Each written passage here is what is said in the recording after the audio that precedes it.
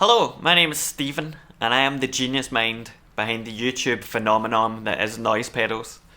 I'm coming to you today from my home studio, office, bedroom area in sunny Glasgow in Scotland. It's about 4 pm, it's already dark outside. We don't know when the pubs are going to reopen, and so it seemed like as good a time as any to make a video talking about something that I rediscovered recently, which is numerology. I should say up front that I am not a YouTube superstar. I don't have a ring light. I can't find the cable to plug in my SM50 into this camera, which means you're probably hearing my French bulldog down here yawning just now and people shouting on the street. But it is what it is, and we're going to have to live with it. Now, numerology is a bit of software for Mac, which is basically a really powerful sequencing suite of tools, and it can do everything from basic step sequences to drum step sequences to matrix sequencers to CV creation and LFO generation, all this kind of powerful stuff. Normally this is not the kind of thing that I would be especially interested in, and definitely not something that I would get all that excited about. For me, when creating melodies, I love weird input devices that are on hardware, because I've convinced myself of this idea that if you have an alternative way of interacting with the music and with melody, that you come up with things that you wouldn't normally come up with. And that might all be in my head, and maybe if you listen to the music it all comes out the same way anyway, but that's what I like to do when I'm making music. And so the software side of things, at least the software side of things where there's no dedicated hardware option, is not really something that I care that much about. But this is why numerology is really interesting, because even though numerology is based on Mac software, or it's contained within a Mac software, it integrates really nicely with old Launchpads. And I have one of these old Launchpad S's that I had lying about my cupboard. I got it for about 50 quid years ago so that I could try and use Ableton Live and make a remix of some David Cameron song. However, I haven't really touched it since then because I didn't like Ableton Live all that much, and I preferred things like the Monome Grid or the Linstrument or any other kind of Eurorack sequencer. The cool thing about numerology is that you're able to use the Launchpad in this seamless kind of way and access the various sequencers, mixer and live performance tools in a way that makes it much more accessible and much more hands-on. Grid controllers in particular are something that I like. I like the way you visualize the sequences on the pads rather than on a piano roll or like a tracker. One of the things I've really enjoyed using in the past have been the Monome Grid controllers, because you get the visual representation of the sequence on the pads, and it's a really nice way of working. The problem with the Monome sequencing though is that unless you're using it every day or regularly, it can be really difficult to remember how you access certain parameters or certain values from the grid. You need to hold down a certain pad to open a certain menu, and it's not entirely clear because the grid is essentially just blank.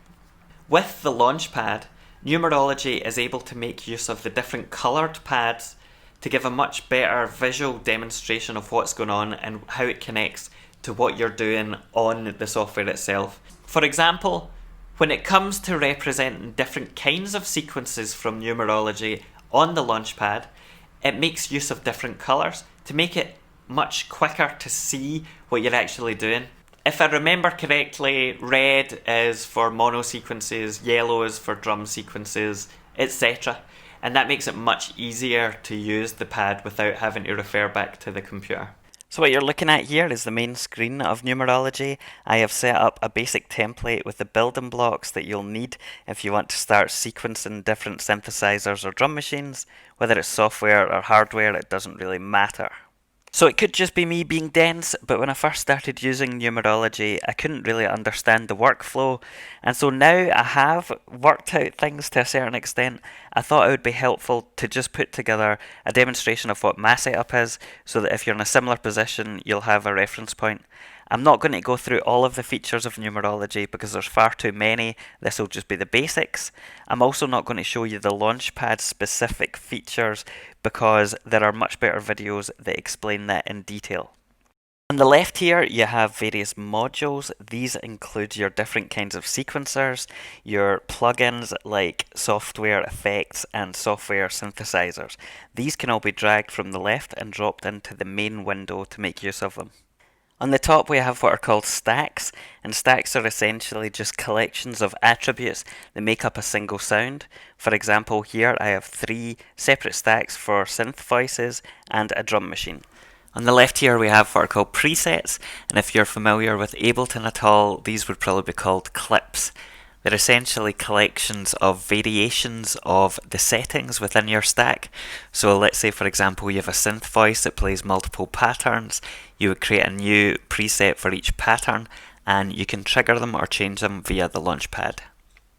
When it comes to Midi implementation, as you might expect, each individual stack can send its output to a different Midi channel. That setting is hidden away under here. However, you can also route the output of each stack to a different Midi output device. As you can see down here, even though I don't have it currently connected, I have Voice One configured to send out its Midi data to the shuttle control by Endorphin.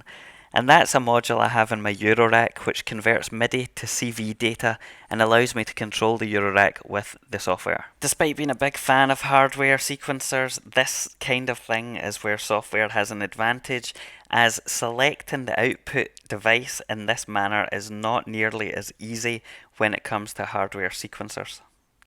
The final thing to note for now is that when it comes to the drum sequencer stack, each individual part of the kit gets its own track, and each track can be sent to a different MIDI channel. This is important if you're using something like the Volca sample with its strange MIDI implementation and each sound is on a different MIDI channel. This is not going to be a problem. Now, I don't have hardware connected at the moment, so what I've done is I have hooked up a soft synth into the chain and I'm going to show you the pattern playing via that soft synth. If you click the presets on the left, you'll see the pattern changing.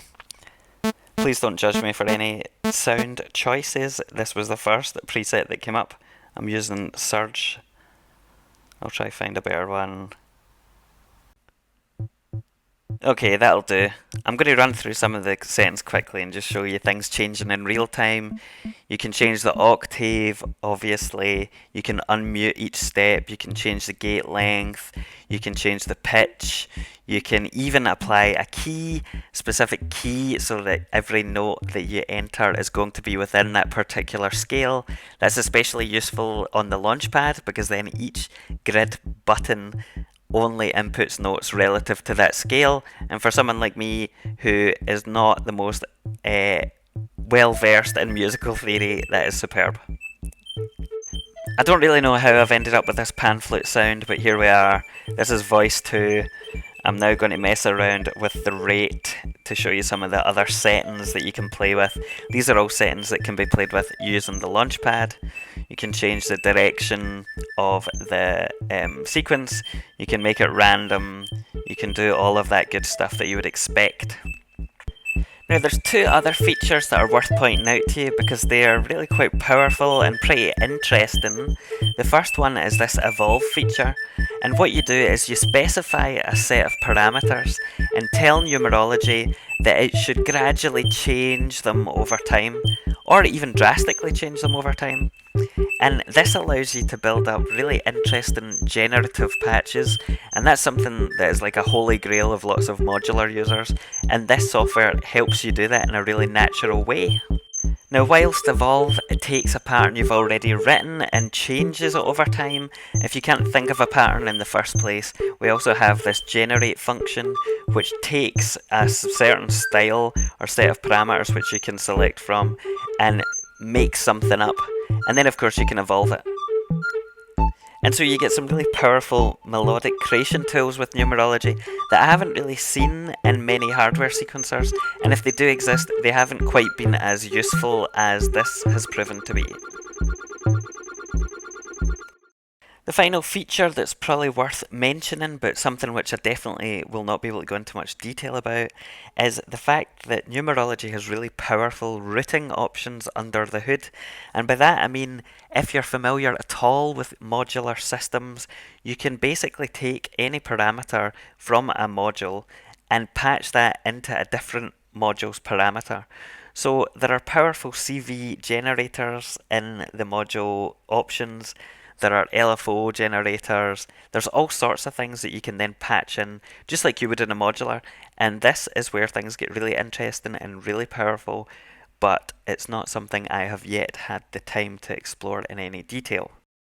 So there you have it. That is my brief explanation of numerology and why I'm so excited about it, even as a dedicated hardware sequencer lover. I have spent the past few days mucking about with the different settings, and I can honestly say that I'm almost tempted to sell all of my sequencers and just use numerology. That's how good I think it is. My current setup is using logic as the master, numerology as the slave via rewire, and then numerology sends the MIDI data out to my Eurorack and whatever other synths I'm using. For now, I'm going to leave you with some dazzling footage of me trying out the different features of numerology with my Eurorack and a Zoom Arc AR48. Goodbye.